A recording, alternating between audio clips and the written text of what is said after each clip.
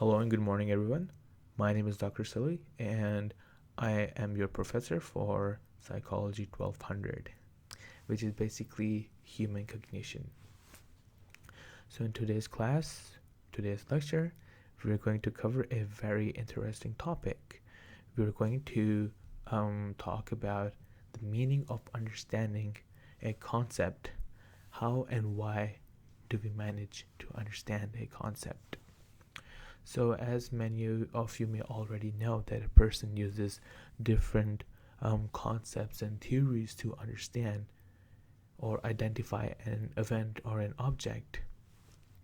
It is clear that understanding the meaning of a concept is the opposite to learning the written definitions.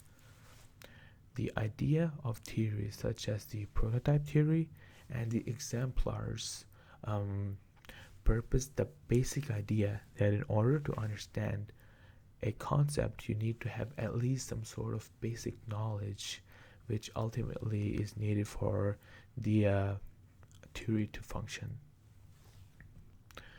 So, for this lecture's example, we're going to use the term financial aid, which is a term that could be understood through a lot of different theories, but they all have the same end meaning as a term. As we all probably, hopefully know, that it is a program that is offered by banks where they provide money to people as a service to getting education or to pay for mortgage or to get a car on a lease or finance. So the prototype theory actually focuses on the center of on defining the center of an object instead in setting boundaries, as per the dictionary says. So the concept of financial aid would be presented to the human mind through their knowledge of what the term financial and aid as individual terms refer to.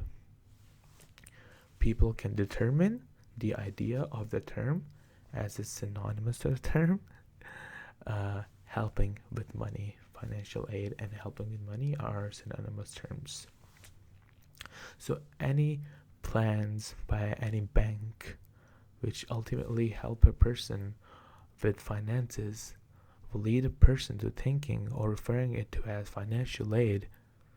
A further explanation to this is through graded membership, which actually refers to which is actually a term that is closely matching its prototype to be better member of its own category. In this case, imagine the term we are using, financial aid, as a prototype to the idea of helping with money.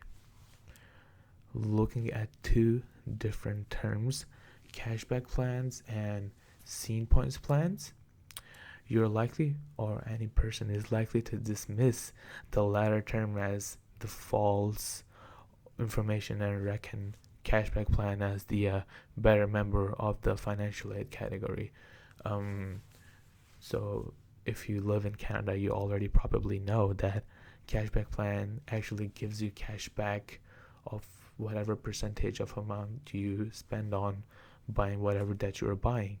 But Scene Points plan, which is by Scotiabank, actually just gives you points for watching movies at whatever cinema that you watch movies at. So it doesn't give you any money back. So an individual would refer to cashback plan as actually the better member of graded membership of the category. Remember, exemplars refer to the double checking of a prototype by recalling of a past event that occurred in relation to the object, or the object or the subject. For instance, remembering that any of my relative or my dad mentioned taking a loan to cover the cost of my education.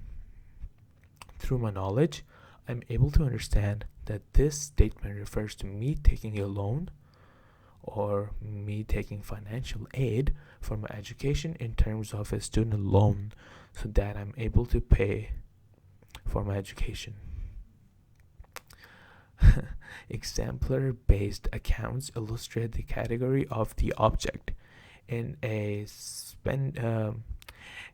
in an example to financial aid, the term cashback plan refers to me saving some money after spending a specific amount at a time. So I'll automatically deduce it as a good example to the category of financial aid. However, if a person is unable to determine where the object falls in the category, or if it doesn't belong in the category at all, their response will be slow if they don't deduce it as not a member of the category. Both theories, however, are correct and are used by psychologists. Even though prototype theory and exemplars are good examples and good arguments, many psychologists believe that the main idea of both the theories actually depends on the judgment and resemblance, which ultimately falls on the knowledge of what details an individual focuses on and what details an individual just cuts off ultimately. Psychology authors explain explanatory theory as a guided consideration of simple facts that we always have a theoretical mentality to an event or an object, even though they tend to be less precise than that of a scientist or of a psychologist's explanations. They serve the same purpose, which ultimately provides a vital memory knowledge base that people can rely on for thinking of an object or an event, which is the reason we are able to understand new information faster of things that we might actually encounter in our own lives. The function of explanatory theory is for us to understand the theory behind an event or an object. It is basically labeling an adjective to the event. For example, you're likely to think of financial aid as a beneficial beneficial from your bank, even though neither of the words are likely to be the prototypes of financial aid. You're able to do this as you have a theory of beneficial bank plans, and it enables you to think through what a beneficial plan is likely to help you with, and what you would think in fact yes, this bank plan financially actually aids me, it is benefiting. So I hope that you guys liked this video. If you did, please thumbs up and subscribe and share it with your friends and family.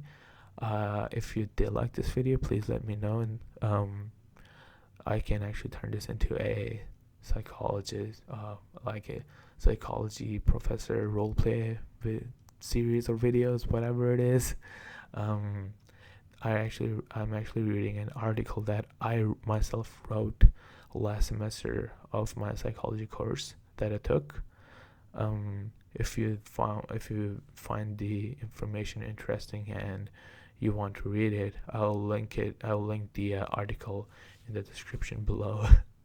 I hope you liked the video. Thank you so much for watching, and bye.